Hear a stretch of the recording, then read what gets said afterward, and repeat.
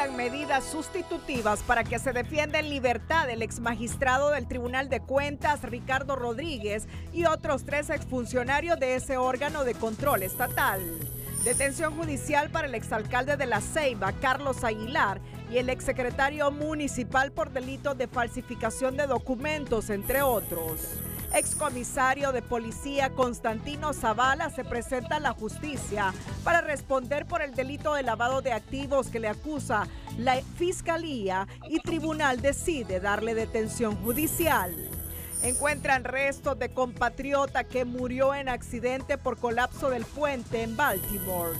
CONADE denuncia alarmantes abusos de los agentes del Estado en contra de las mujeres y menores en el marco del estado de excepción y bajo la sombra de la noche. Política Limpia requirió al alcalde del Triunfo Choluteca por sospechas en manejo de fondos de campaña. Este envió subsanación no convincente y archivaron el caso. Ahora quieren reformas. Los emblemáticos hospitales San Felipe y el Tórax, referentes del buen servicio sanitario público, agonizan con sus pacientes al carecer de insumos para atender y salvar vidas. Gobierno cancela exoneraciones a 25 empresas que asegura estaban inactivas y no tienen ningún impacto en la generación de empleo. Este es su noticiero TN5 Estelar con Renato Álvarez y Cristina Rodríguez. El comisario de policía en condición de retiro, Constantino Zavala, ingresó a prisión este viernes después de comparecer en audiencia de declaración de imputado junto con su apoderado legal para responder a cargos por lavado de activos formulados por el Ministerio Público. El comisario Zavala se presentó de manera voluntaria, pero consciente que podría ir a prisión por tratarse de un delito de lavado de activos. Yo aquí vengo a dar la cara de frente. Es un procedimiento normal, esto le da más fuerza a uno. Como les dije, ya lo vamos a desvirtuar con los documentos que tenemos en la audiencia. Todo esto tiene que estar preparado. Uno está preparado mentalmente desde que salí de una academia.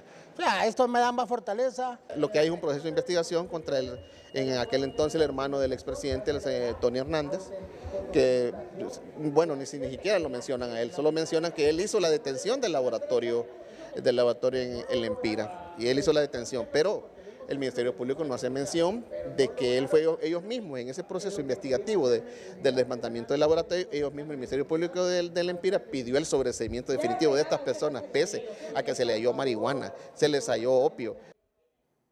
Zavala afirma haber presentado la documentación que acredita que sus bienes y los de su familia han sido adquiridos de manera lícita, y ambos esperan que en la audiencia inicial el juez dicta la resolución judicial que corresponda, que según su abogado debe ser un sobreseimiento definitivo y la devolución de todos sus bienes. Muy buenas noches, Honduras. Bienvenidos a la emisión de este viernes 5 de abril. La noticia del día es presentada por Claro. Este verano contrata tu plan postpago de $26.99 y recibí un smartphone más navegación y redes sociales. Las medidas distintas a la prisión preventiva y la orden de excarcelación que ordenó una jueza en materia de criminalidad organizada y corrupción permite la salida de prisión al expresidente del Tribunal Superior de Cuentas, Ricardo Rodríguez, y a los exfuncionarios de ese ente contralor, Douglas Murillo, Karen Martínez, Javier Murillo y Samuel Reyes. Tráfico de influencias contra mi representado, pero sí se va a defender en libertad. Se ha dictado las medidas distintas de la prisión preventiva, por lo tanto, pues creo de que es un avance positivo. Al imponer las medidas distintas a la prisión preventiva, la juez destaca la suspensión en el ejercicio del cargo para los acusados en funciones por tratarse de un delito contra la administración pública, como es el tráfico de influencias agravado, aunque las defensas privadas aseguran que la prueba fiscal no acredita que se haya consumado tal delito. Sí, dejar muy claro y en evidencia que el Ministerio Público no ha presentado en la audiencia inicial el día de ayer los medios probatorios realmente que acrediten el mínimo indicio, pero esas serán cosas que se van a ventilar en la audiencia preliminar que se dará en su momento. La decisión judicial incluye el sobreseimiento provisional para 3 de los acusados por el delito de falsificación de documentos públicos imputado por el Ministerio Público, excepto para el expresidente Ricardo Rodríguez, a quien solo se acusa por tráfico de influencias.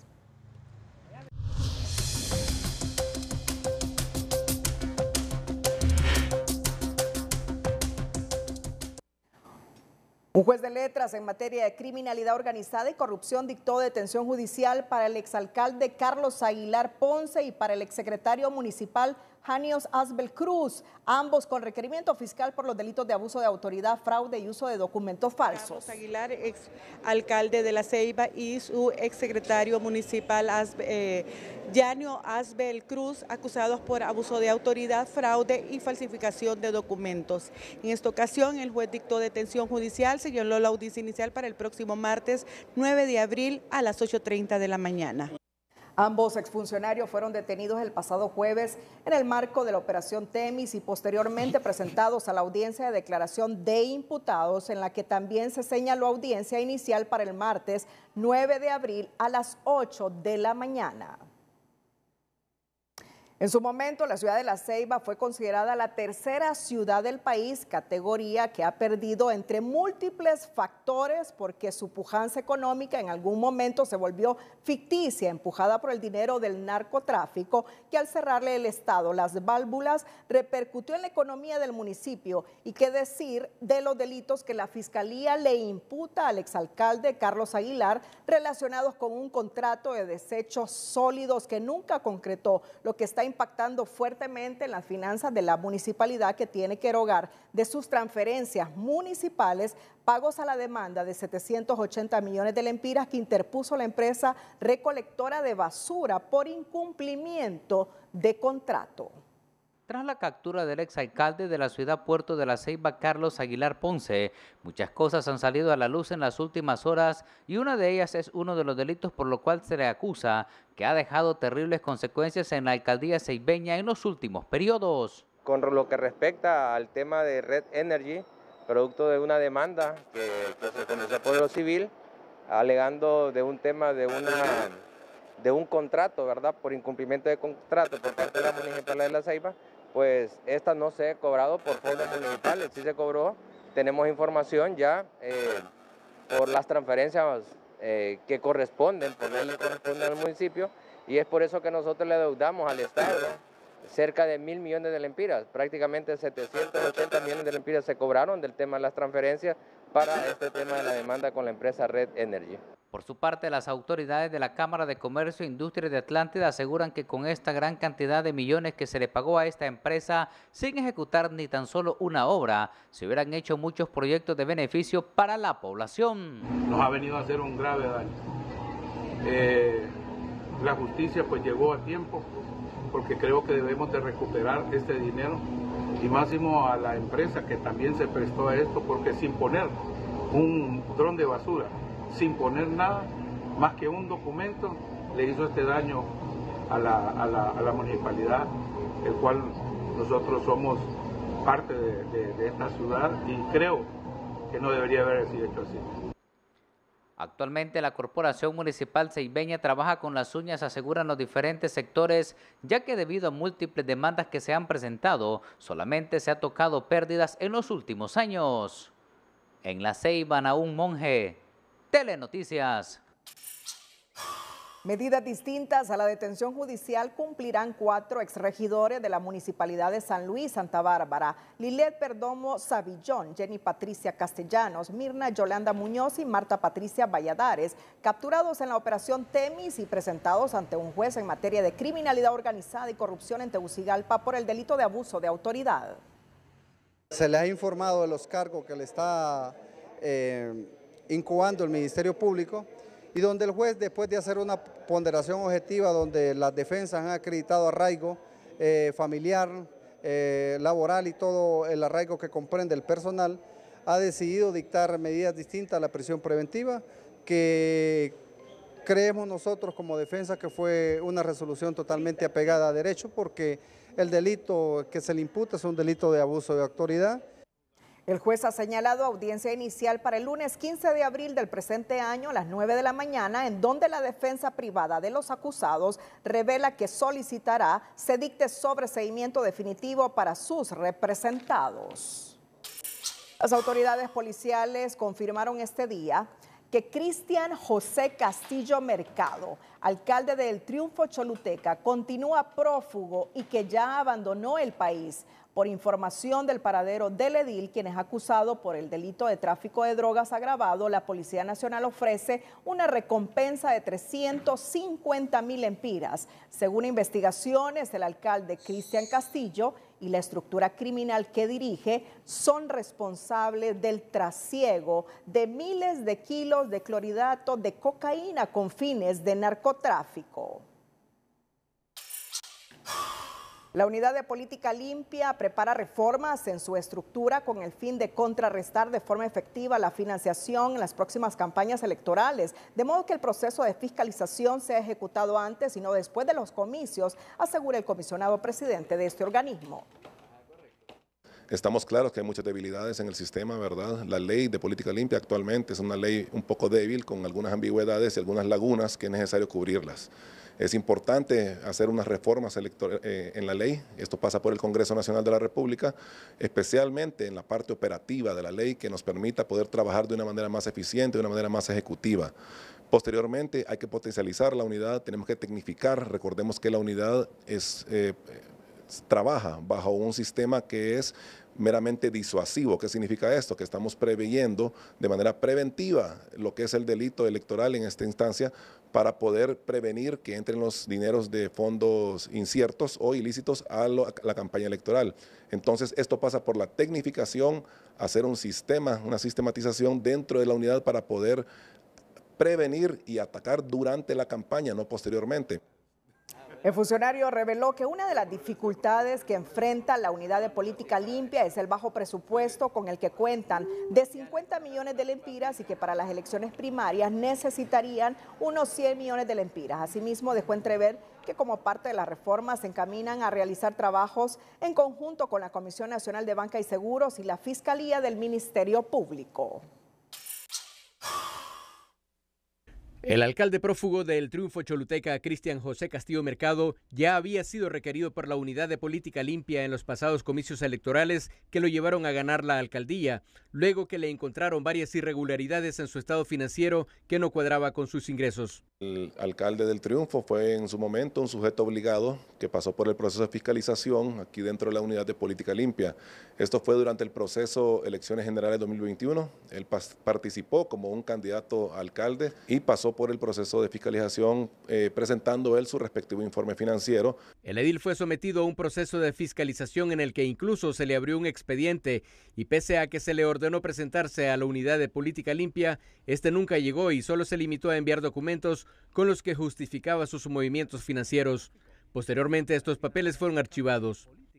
No se presentó, pero envió una documentación soporte para poder acreditar el problema que él tenía era un autofinanciamiento que no estaba descargado, pero él presentó el descargo en mención para poder aclarar el asunto. Posteriormente, el expediente se le dio el cierre para poder pasarlo a archivo. En este sentido, el analista político Olvan Valladares tiene sus reservas en cuanto al buen funcionamiento y la efectividad que la Unidad de Política Limpia pueda tener en su desempeño como ente fiscalizador contra el dinero sucio en los comicios electorales. Siempre he creído que esas instituciones con política limpia y unas tantas son elefantes blancos.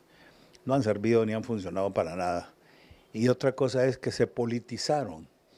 Entonces, los partidos políticos se pelean por nombrar a sus representantes.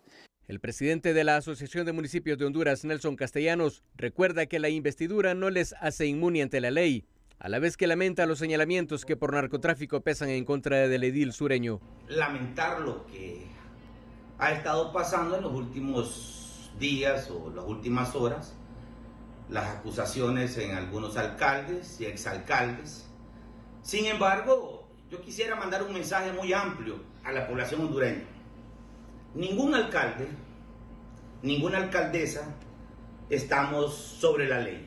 El crimen organizado ha venido cooptando la institucionalidad, cuya puerta de entrada fueron las propias municipalidades, y ahora los efectos a gran escala han quedado al descubierto, afirma esta socióloga. Los gobiernos locales han sido el foco de entrada del crimen organizado y su financiamiento a la política.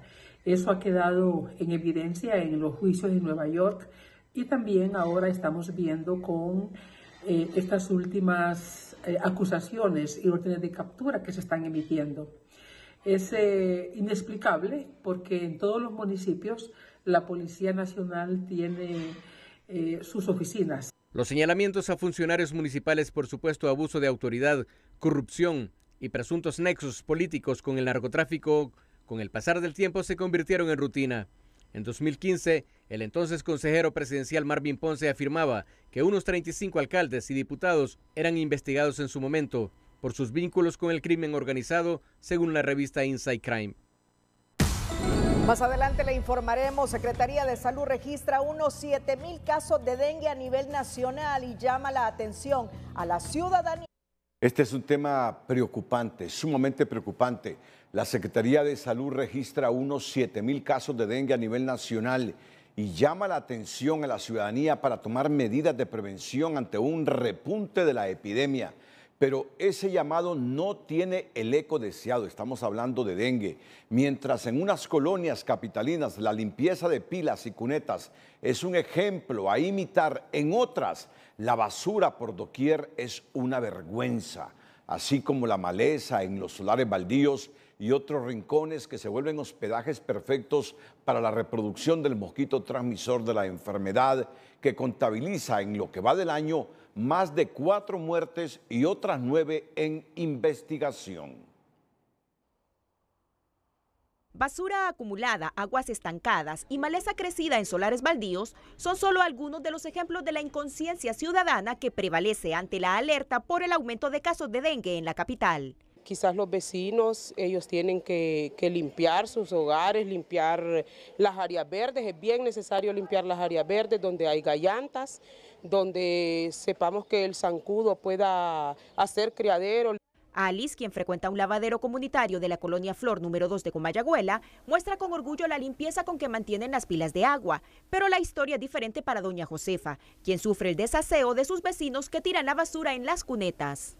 Allá arriba la gente tira la basura a la cuneta. Cuando viene la tormenta, se viene por toda la cuneta y viene donde nosotros, acá abajo. Que nosotros los hondureños somos puercos. Aquí donde quiera. Váyase usted a los Estados Unidos, a ver si va a tirar una basura. No la va a hallar, porque ya la gente es educada. La situación está tomando niveles preocupantes, al grado que en el primer trimestre del año la Secretaría de Salud oficializó unos 7,000 contagios y 4 decesos por la enfermedad vectorial, mientras 9 casos más son investigados por sospecha. Esto preocupa mucho a doña Sara, quien pide a los capitalinos no ser indiferentes y tomar medidas para evitar el dengue. Es un llamado a la población para que mantengan limpios sus hogares, sus basuras, recogerlas, echarlas al tren de aseo, las cosas, desperdicios que no sirven, cosas que acumulen agua, pues desvaciarlas o mantener tapadas sus pilas. En la alcaldía capitalina informan que desde el inicio del año han intervenido más de 23.200 viviendas del Distrito Central para prevenir los casos de dengue.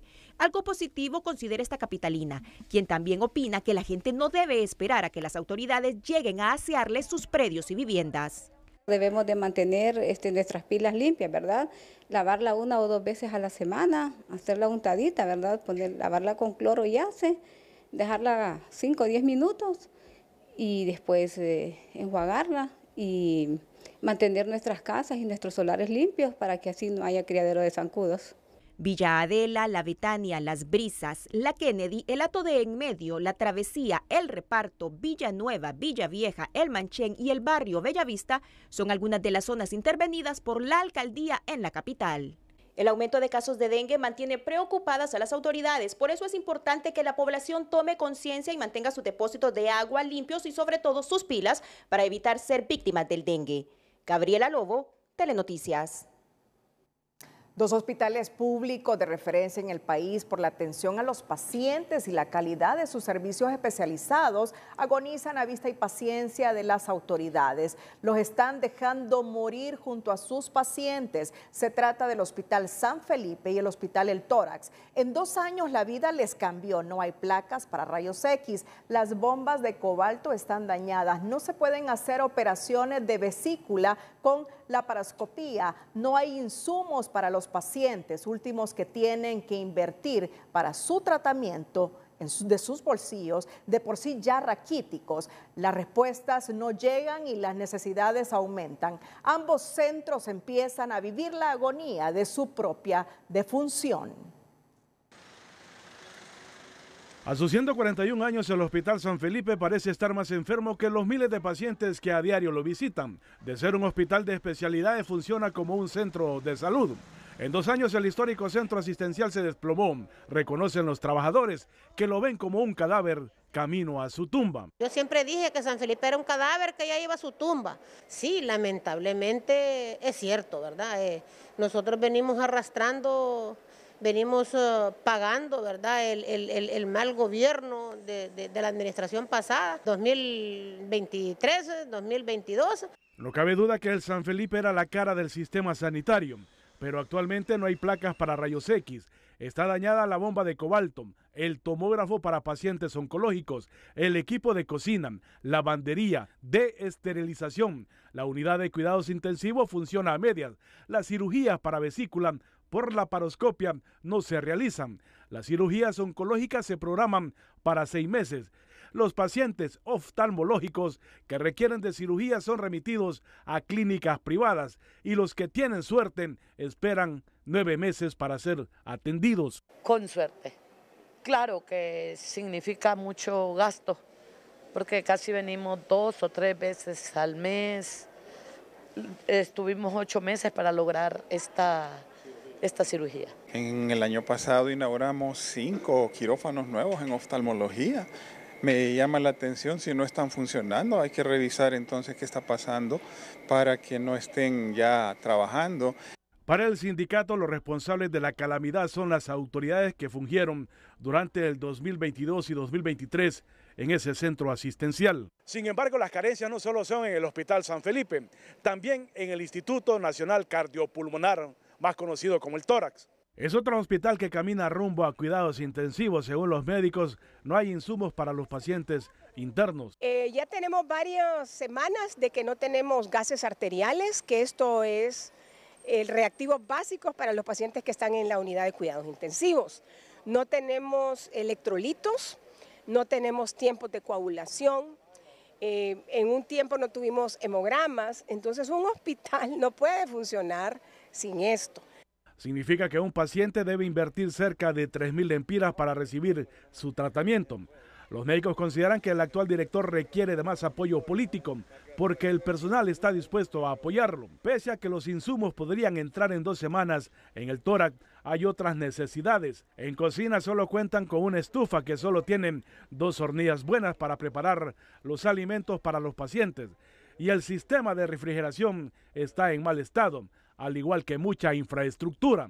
Urgiría ahorita el concurso y pido ahí sí el concurso de la población en general o de la empresa privada o que nos quiera ayudar en poder entrarle a la reestructuración de la parte de infraestructura, ¿verdad? Para la reparación de la parte de infraestructura y mejoramiento. Hay muchas áreas que mejorar y que debemos de tenerlas óptimas para que podamos funcionar de manera adecuada y dar una mejor calidad de atención a nuestros pacientes. Ambos hospitales requieren apoyo de urgencia a más alto nivel para revertir la realidad que enfrentan. Mario Landa, Telenoticias.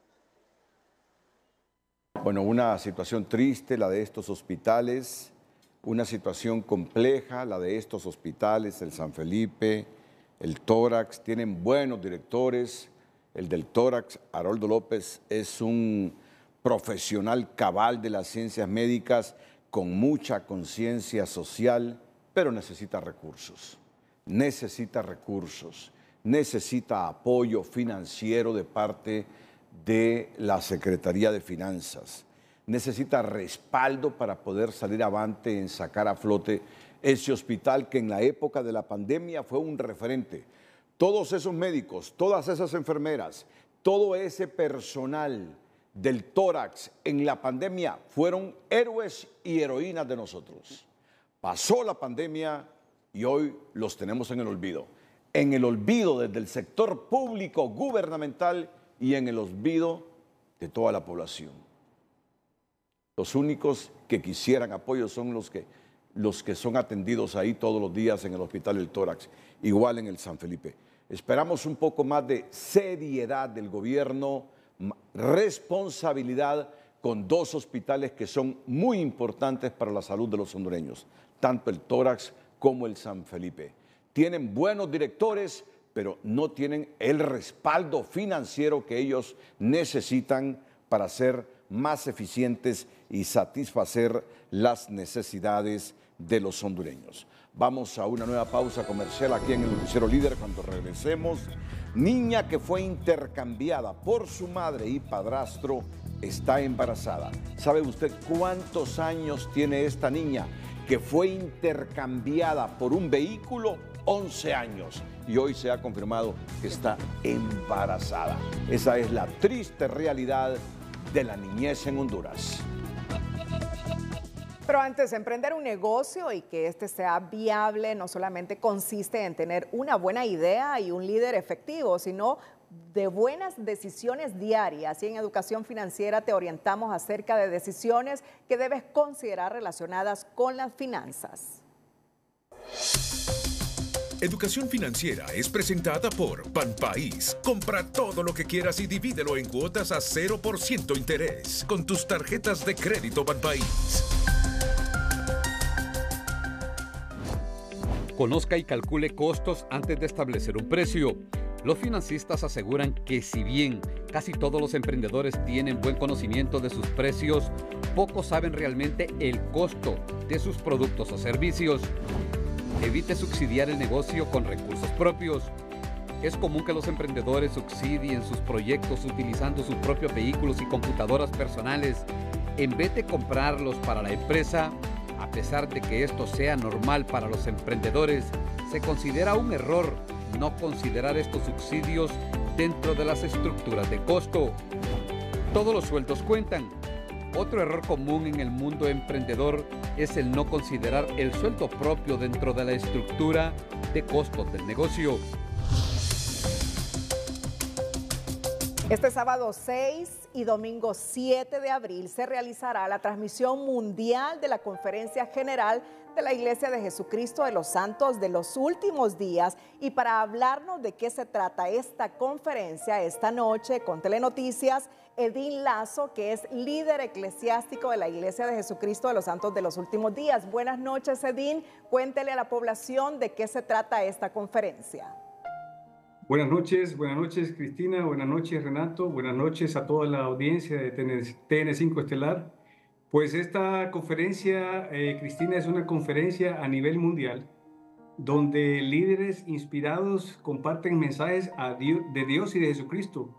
Realmente pues estos mensajes son para dar esperanza en estos momentos donde vivimos una vida completamente agitada, Cristina, y nos ayudan a poder establecer metas y prioridades en nuestra vida centrados en Jesucristo. ¿Quiénes están invitados a participar de esta conferencia?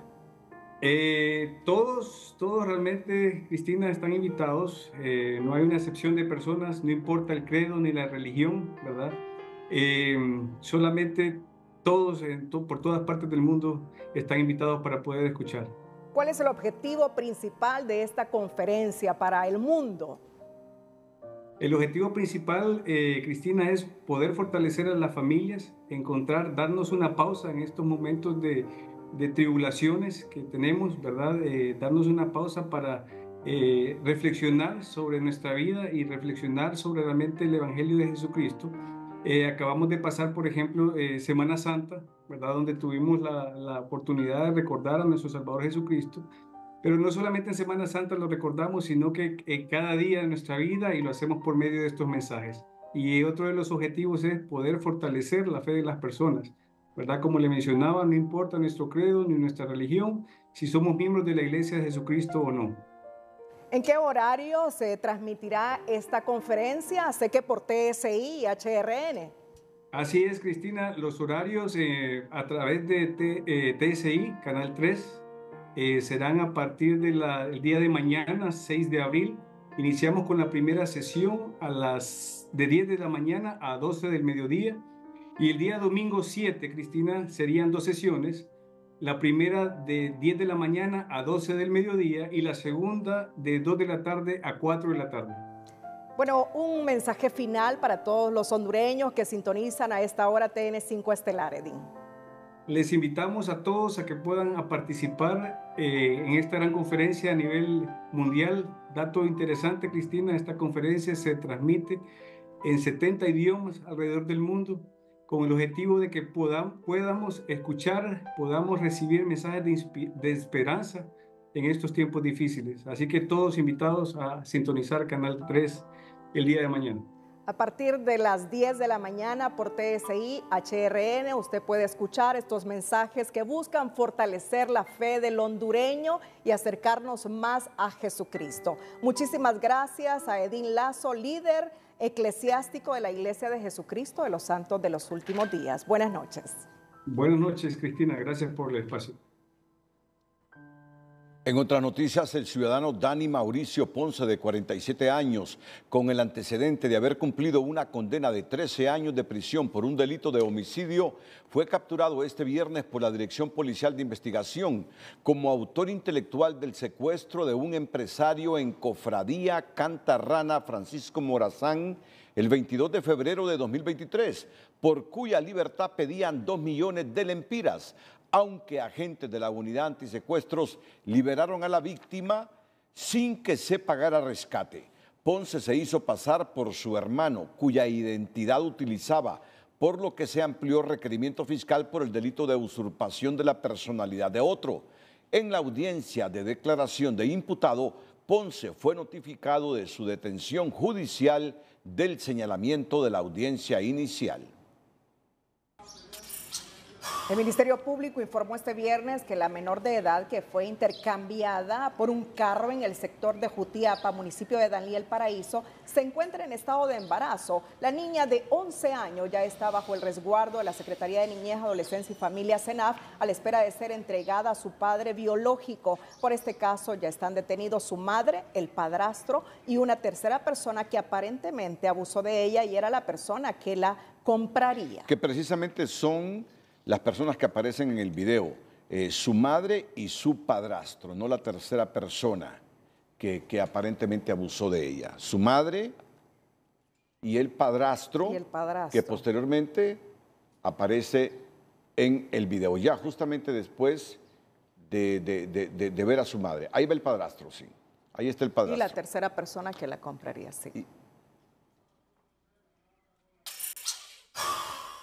Una menor de 12 años fue rescatada este viernes de manos de un hombre de 20 años mayor que ella, que pretendía convertirla en su compañera de hogar en el municipio de San Juan de Opoa, Copán. Según informe, un familiar del abusador fue quien interpuso la denuncia, de manera que la Unidad Departamental de Prevención encontró sana y salva a la niña en la aldea El Portillo. El sujeto sospechoso era un comerciante que será puesto a la orden de las autoridades competentes.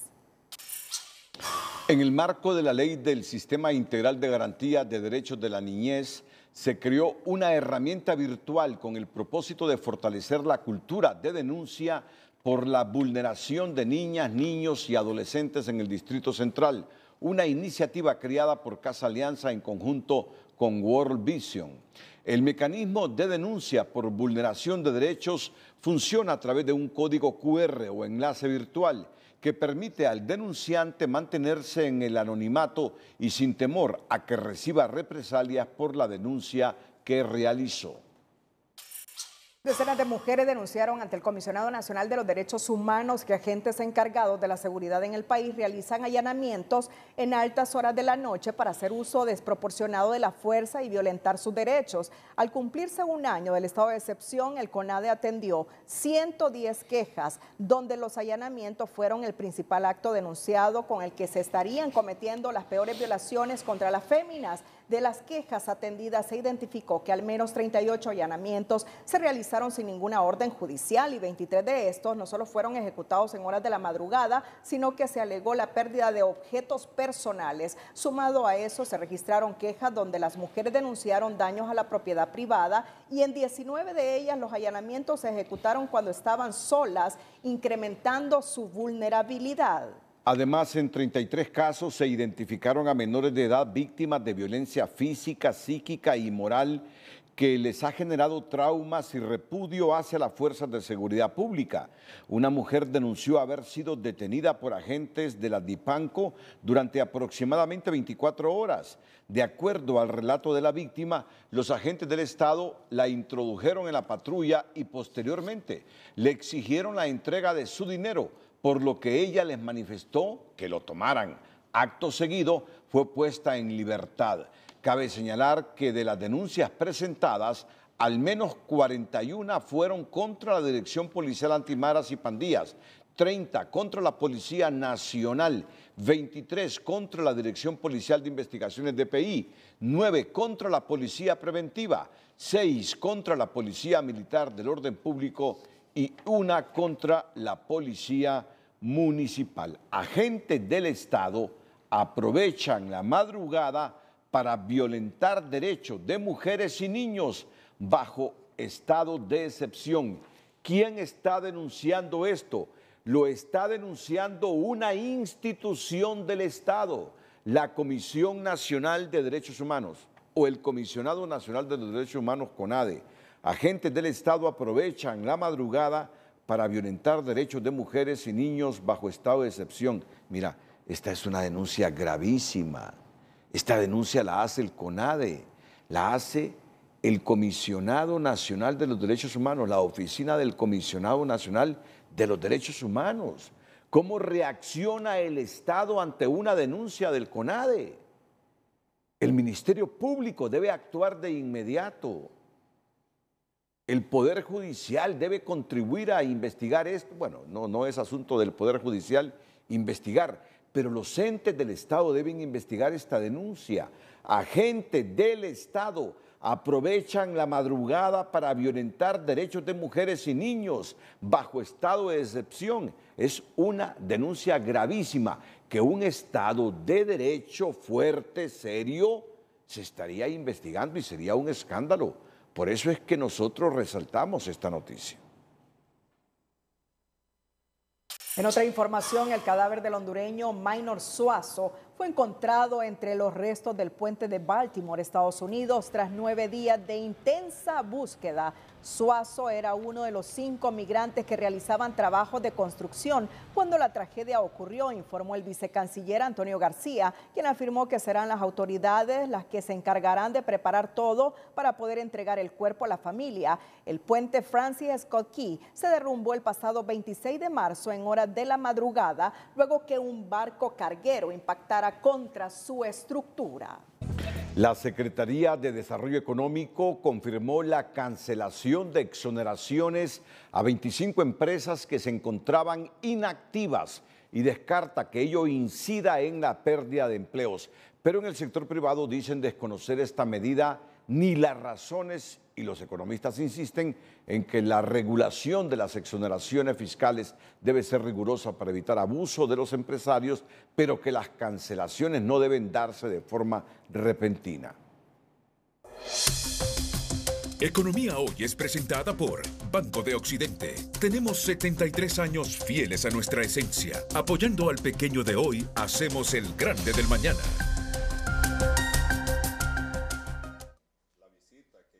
La Secretaría de Desarrollo Económico canceló el régimen de importación temporal a 25 empresas, argumentando que incumplieron con sus obligaciones, detalla esta disposición administrativa 002-2024. El secretario de Desarrollo Económico, Freddy Cerrato, asegura que estas empresas estaban inactivas, por lo tanto no se está afectando un tan solo empleo. De oficio se retiraron 21 empresas porque tenían años de no operar y 3 empresas que lo solicitaron ellos mismos. Entonces no se ha cancelado ninguna de esas empresas que sean empresas operativas y que hayan estado funcionando y que eso implique la pérdida de algún empleo o algo así. Sin embargo, este empresario asegura que no tienen información clara sobre la cancelación de estas exoneraciones, en donde se detalle las razones de forma transparente, pues considera que las empresas deben cumplir los requisitos, pero el gobierno tiene que asegurar que no está cometiendo abusos de poder. Divulgar la información,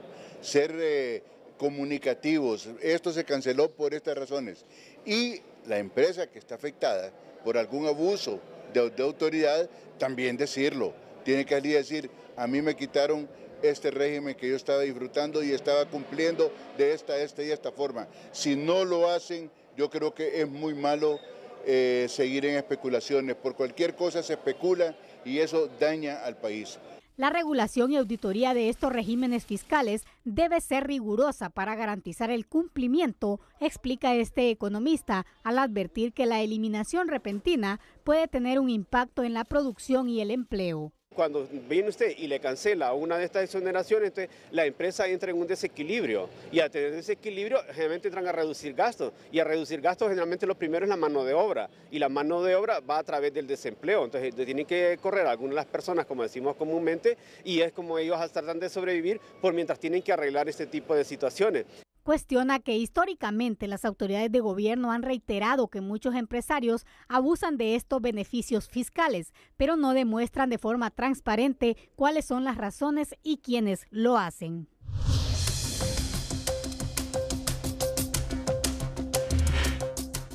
Autoridades del Sistema Nacional de Calidad anunciaron este día la reapertura del Centro Hondureño de Metrología para ofrecer los servicios de calibración, pesos y medidas, así como laboratorios de humedad y temperatura para dar mayor precisión en la cantidad y calidad de los productos que ofrecen las diferentes industrias a los consumidores hondureños. Estamos con la reapertura de los laboratorios, en primer lugar el de calibración, ¿verdad? Que ya podemos dar servicios a la industria. Estuvieron cerrados por un tiempo, pero ya podemos darle la buena noticia que a partir de lunes ya se abrieron. Pueden entrar a nuestra página en la Secretaría de Desarrollo Económico. Ahí van a encontrar Sistema Nacional de Calidad. El consumidor final se beneficia cuando en un proceso de producción los equipos de medición que se emplean están calibrados, ¿verdad? Porque entonces la medición tiene trazabilidad. Y eso lo que permite es una mayor confianza, que si digamos, yo mido que el producto sea 200 gramos, entonces tenemos confianza de que son realmente 200 gramos lo que se nos está entregando. Este servicio se ofrece para las diferentes empresas dedicadas a comercializar productos o exportarlos, ya sean del sector farmacéutico, alimentos, café o las que se dedican a vender los instrumentos de medición. Los precios de los alimentos y servicios siguen subiendo, pero en menor medida, según el índice de precios al consumidor del Banco Central de Honduras, al registrarse una inflación intraanual de 4.76% al mes de marzo. Detalla el Banco Central que la inflación acumulada en los primeros 3 meses del año es la más baja de los últimos 3 años por la moderación en los aumentos a los precios de algunas comidas consumida fuera del hogar, así como artículos de recreación y cultura. También reportan un menor incremento en los precios de los combustibles de uso vehicular y doméstico. No obstante, a pesar del menor incremento de los precios, Honduras sigue teniendo la inflación más alta en la región centroamericana, solo por después de Nicaragua, según el Consejo Monetario Centroamericano.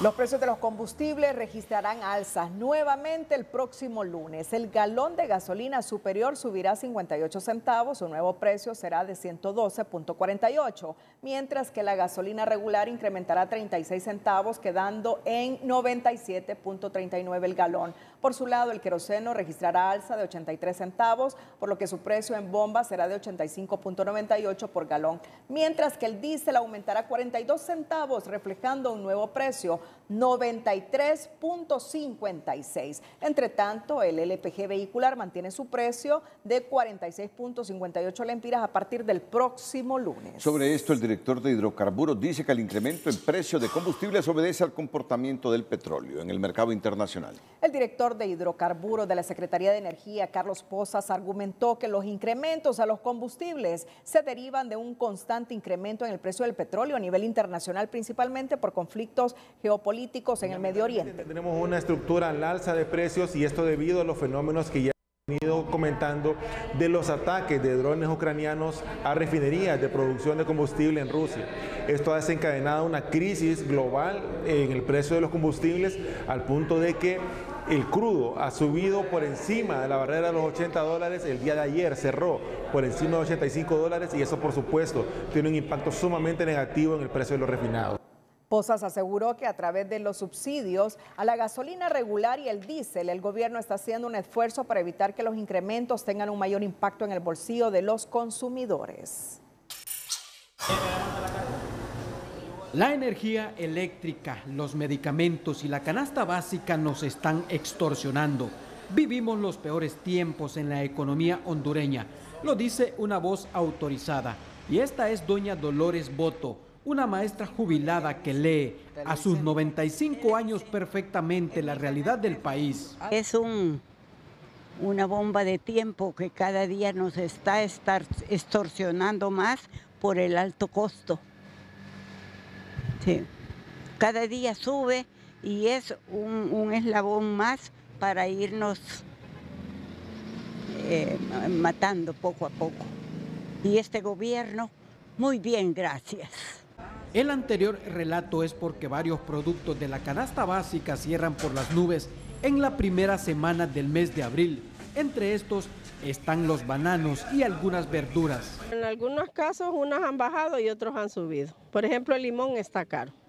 Es hasta 5 lempiras la unidad. ¿Qué otro producto? Tenemos la papa también. La papa tiene un aumento de 3 lempiras ahorita. El tomate ha bajado hasta 12, 10 lempiras, 8 lempiras según el tamaño. El banano verde sí está a 3 lempiras la unidad. El incremento más alto lo tuvo el aceite de palma, que subió casi el 100%, y los proveedores lo están racionando en los mercados y ferias de San Pedro Sula. Antes de Semana Santa compraba a 400 el tambo, hoy está a 800, incrementó 400 de un solo que se fue arriba. Demasiado de caro, ¿va? Entonces yo tengo a 25 la libra, lo tenía a 20. Estos groseros incrementos a productos como el aceite, los bananos y algunas verduras ponen en riesgo el precio de la comida preparada, y el pollo chuco no es la excepción, porque ciertos propietarios de negocio están absorbiendo los costos. Nos toca que mantenerlo porque no es un producto que lo estamos subiendo y bajando, ¿verdad? Porque tenemos que mantenerlo porque no le podemos decir al cliente hoy es un precio, mañana otro precio, nos toca que mantenerlo de la forma de poder sostener el negocio, lógicamente. Pese a las altas temperaturas y las bajas cosechas, en San Pedro Sula al menos el precio del frijol se mantiene estable. Orlin Martínez, Telenoticias. Y atentos a esta noticia, especialmente para el sector productivo y la población en general, Regional de Sanidad Agropecuaria OIRSA. El 5 de abril del presente año, el gobierno de Nicaragua declaró alerta sanitaria a nivel nacional por la presencia del gusano barrenador del ganado. Previamente lo hizo Costa Rica el pasado 7 de febrero y Panamá lo hizo el 5 de julio de 2023. La Secretaría de Agricultura y Ganadería, a través del Servicio Nacional de Sanidad e Inocuidad Agroalimentaria, SENASA, en coordinación con el Organismo Internacional Regional de Sanidad Agropecuaria, OIRSA, está informando que se están tomando las medidas de prevención para evitar la introducción y propagación de la enfermedad parasitaria que causa la larva de la mosca que afecta al ganado bovino, animales de granja domésticos, silvestres y seres humanos. El número 3.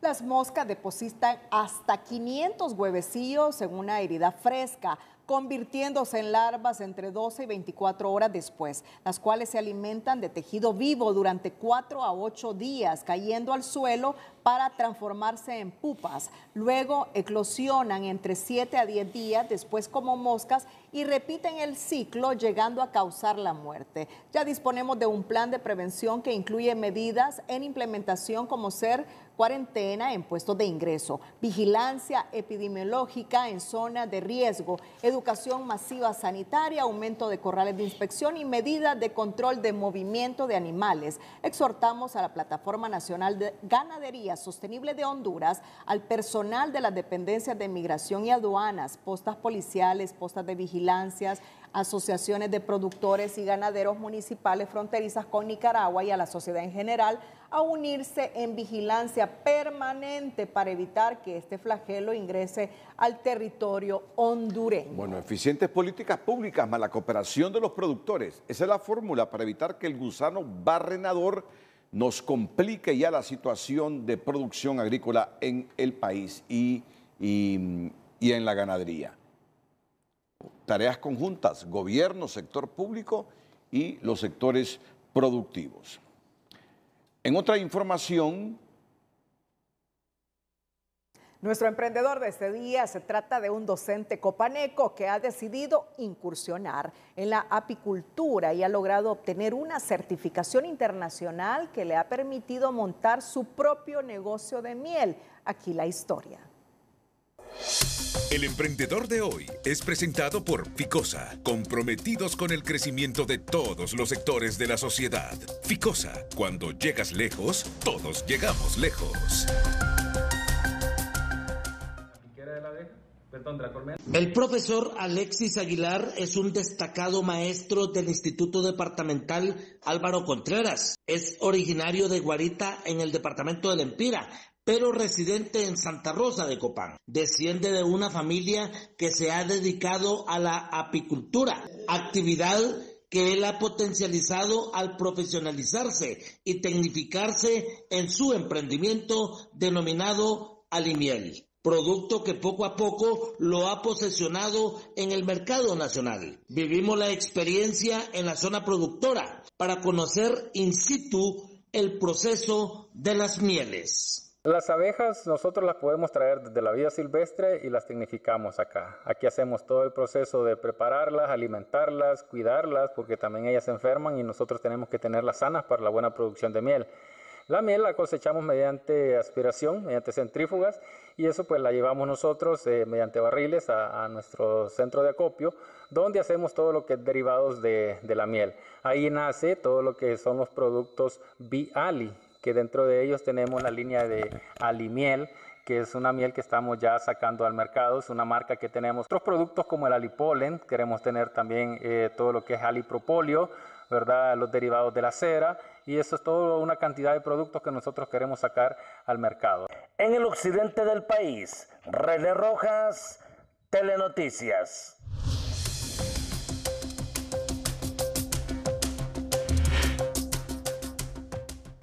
Informamos de última hora que un grupo de policía de Ecuador irrumpió a la fuerza el viernes en la Embajada de México en Quito, en donde se encuentra el exvicepresidente,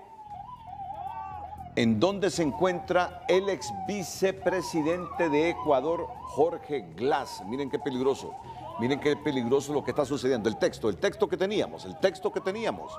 En este momento, un grupo de policías está irrumpiendo en la embajada de México en Ecuador. Quito, precisamente donde se encontraba el ex vicepresidente Jorge Glass, horas después de que el gobierno mexicano le concediera asilo político en medio de tensiones diplomáticas entre ambos países. Los policías que llegaron en vehículos negros rompieron las puertas externas de la sede diplomática mexicana en el norte de la capital ecuatoriana y accedieron a los patios de la embajada. Roberto Canseco, jefe de la sección consular mexicana en Quito, dijo visiblemente conmocionado fuera de la embajada que como delincuentes allanaron la embajada de México en Ecuador. Esto no es posible, no puede ser, es una locura. Consultado sobre si la situación del ex vicepresidente Glass y si fue aprehendido por la fuerza pública, afirmó: entiendo que sí. Mira, la embajada de México en Quito es territorio mexicano. Que las fuerzas policiales de Ecuador se hayan metido en territorio mexicano, miren, este es una grave violación al derecho internacional. No sé qué está pasando en América Latina, francamente. Sé que estamos muy polarizados entre izquierda, derecha. Ahí están las imágenes. Pero estamos violentando el derecho internacional. Un grupo de policías de Ecuador irrumpió a la fuerza el viernes en la Embajada de México en Quito, en donde se encuentra el vicepresidente Jorge Glass, horas después de que el gobierno mexicano le concediera asilo político en medio de tensiones diplomáticas entre ambos países. Ya hace algunas semanas hay problemas, hay unas relaciones diplomáticas tensas entre Ecuador y México. Viene viene México, le concede asilo político al ex vicepresidente de Ecuador, Jorge Glass, y hoy fuerzas policiales ecuatorianas entran a la Embajada de México en Quito, Ecuador. Esa embajada es territorio mexicano, esta es violación al derecho internacional. Así está América Latina, tenso. No sé cómo va a reaccionar México después de esta acción de las fuerzas policiales ecuatorianas. De regreso con la información nacional, la Administración Aduanera de Honduras realizó este viernes el lanzamiento de la licitación pública internacional para la adquisición de escáneres para inspección de carga, equipo y adecuación del puesto de inspección centralizado para la aduana de Puerto Cortés. Si dejan pasar un contenedor que viene con mercancía no declarada, que viene defraudando al fisco, desde el centro de inspección centralizado se va a poder identificar y se va a poder parar esa operación en Puerto Cortés. Con la dotación del equipo de rayos contribuirá a asegurar el comercio internacional del principal puerto del país, señaló Calix. Hablamos del clima. Tegucigalpa y San Pedro Sula son las ciudades que experimentan en estos días una mala calidad del aire que respiran sus habitantes a causa de la contaminación ambiental y las altas temperaturas. Sin tener conocimientos médicos, doña Yolanda Maradiaga tiene la certeza que las altas temperaturas y el humo derivado de los incendios son las causales de su padecimiento respiratorio que la tienen en busca de atención médica. Le agarra desesperación, un desatino, uno quisiera estar solo bañándose, poniendo ventiladores, pero el aire más bien molesta más porque uno parece del pecho, más lo molesta, más la calor lo desespera. ¿Se enferma, mamá? Sí, enferma. Igual yo de eso ando enferma del pecho y la calor más me desespera. Según el índice de calidad del aire que mide la contaminación en un área específica, indica que actualmente en Tegucigalpa y San Pedro Sula la calidad del aire es insalubre. Y el aire es bueno, es moderado, insalubre, muy insalubre y nocivo. Particularmente las ciudades de Tegucigalpa y San Pedro Sula han disparado este índice de calidad del aire a insalubre. ¿Y por qué? Porque además de las micropartículas provenientes de los sectores industrial y del sector del transporte, se une la contaminación por los incendios forestales que en un escenario de calentamiento global se han masificado en nuestro país. Además, cuando está contaminado y enrarecido el aire, es importante decirle a las personas que no pueden consumir el agua lluvia, porque esta es agua ácida, que trae todos los contaminantes. Estas versiones coinciden con los que más saben sobre las enfermedades respiratorias. La doctora Elsa Paló explica que esta contaminación en el ambiente aumenta las enfermedades respiratorias y es un peligro para los pacientes con enfermedades crónicas. Bueno, la repercusión de la salud es una repercusión importante, sobre todo para las personas que tienen problemas respiratorios, sobre todo respiratorios crónicos, asmáticos, bronquíticos crónicos, pacientes con enfisema, pacientes con cáncer de pulmón, por ejemplo, y tenemos una mayor cantidad de infecciones respiratorias, varios virus respiratorios, virus de influenza, de parainfluenza, sincitial respiratorio. La profesional de la medicina recomienda a las personas con enfermedades respiratorias hacer uso de mascarillas y en casos extremos no salir de sus viviendas para no agravar sus padecimientos. Nuestro experto César Quintanilla nos dice que 4 departamentos de Honduras deben esperar lluvias este sábado. Además, conozca información fidedigna relacionada con el eclipse total de sol.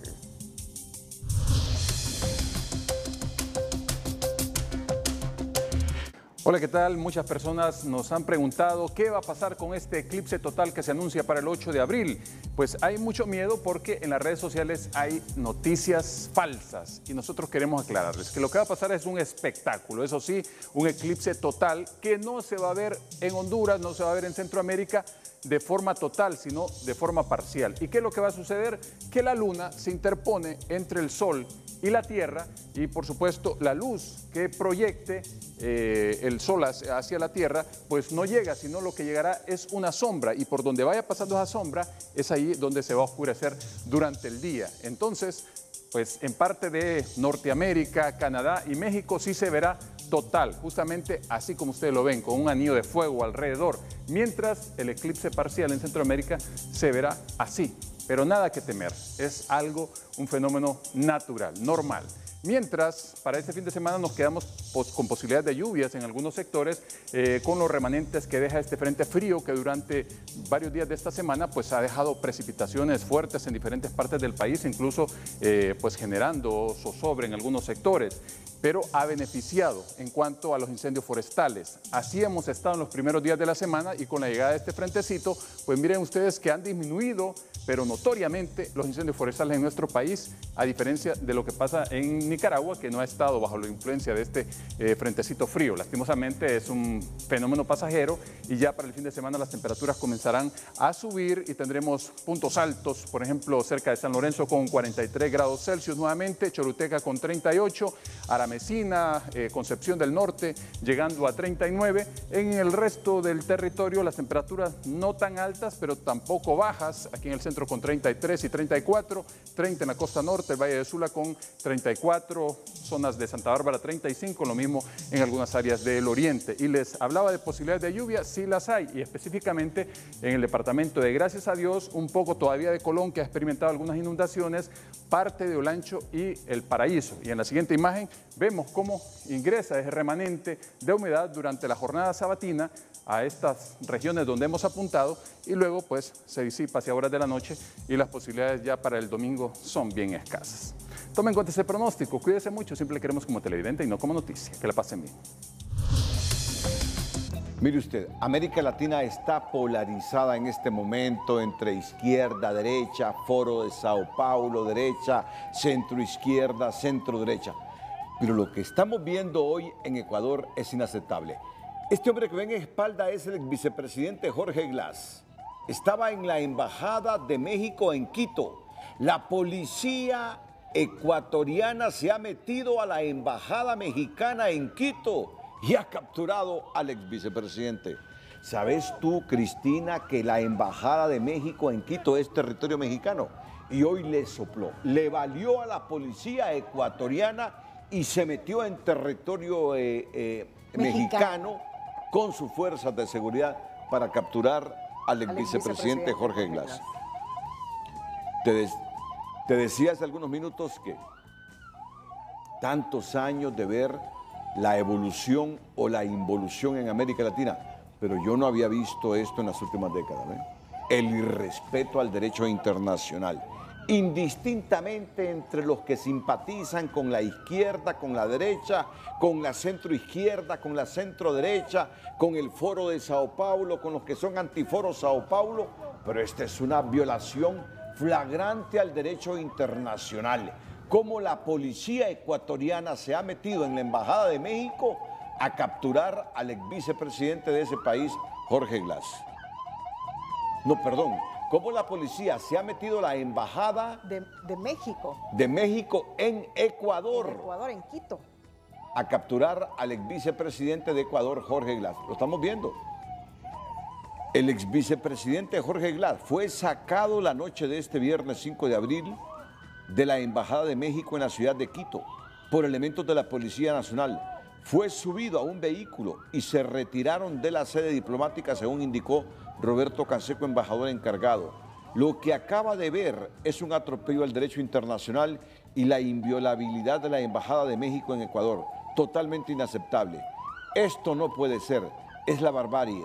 No es posible que violen el recinto diplomático como lo han hecho. Es la ignominia para un Estado, dijo el funcionario.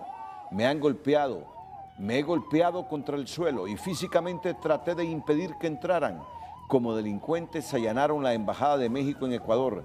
Esto no es posible, no puede ser, es una locura, agregó Canseco. Mira, yo estoy sorprendido, como periodista estoy sorprendido de lo que hoy el Estado de Ecuador, su policía, ha hecho.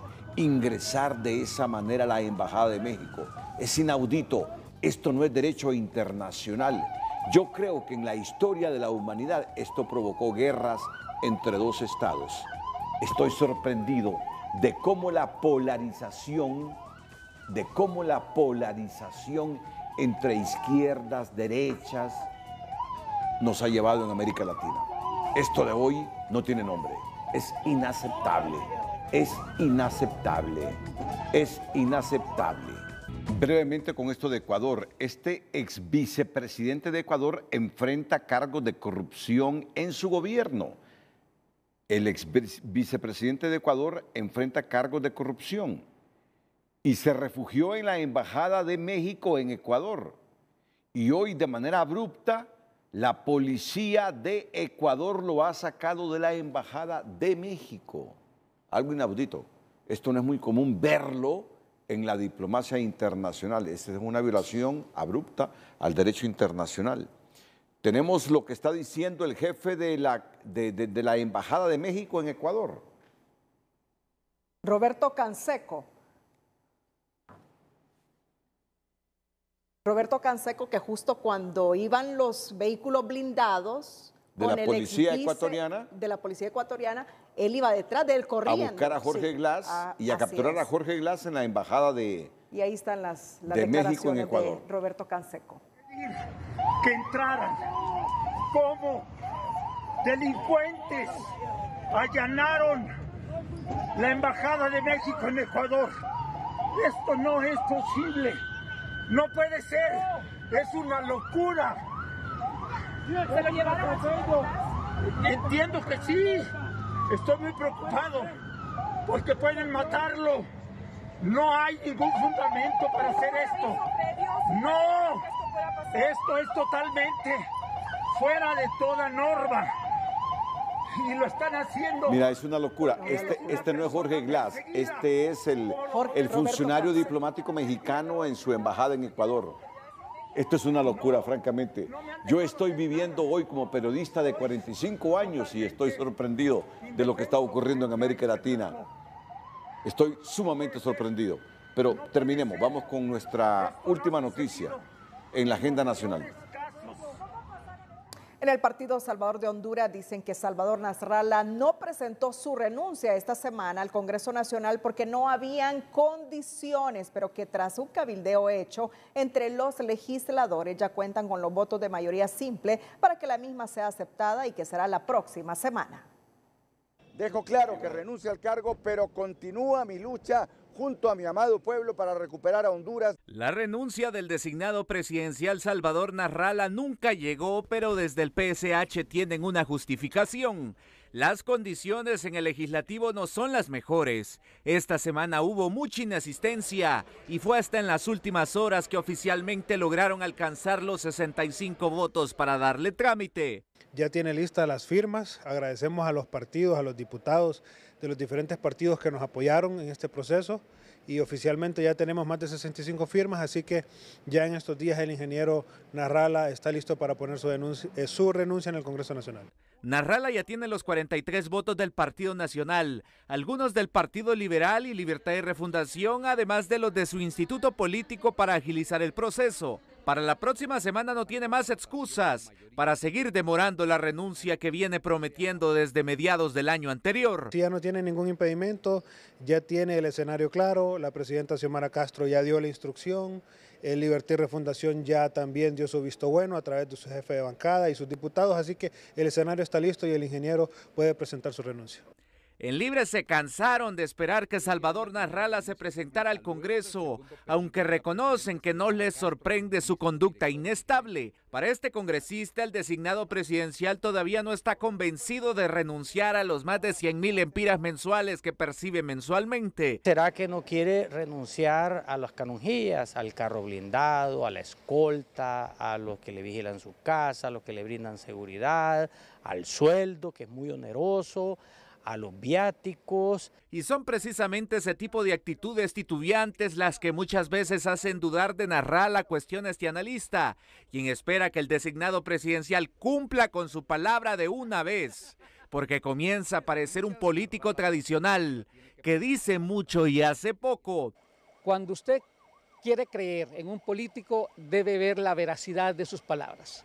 Si lo que dice no es lo que hace, está actuando como un político normal y de los tradicionales, pero que no piense pedirle al pueblo hondureño que crea en él cuando sencillamente actúa de la misma forma que los demás.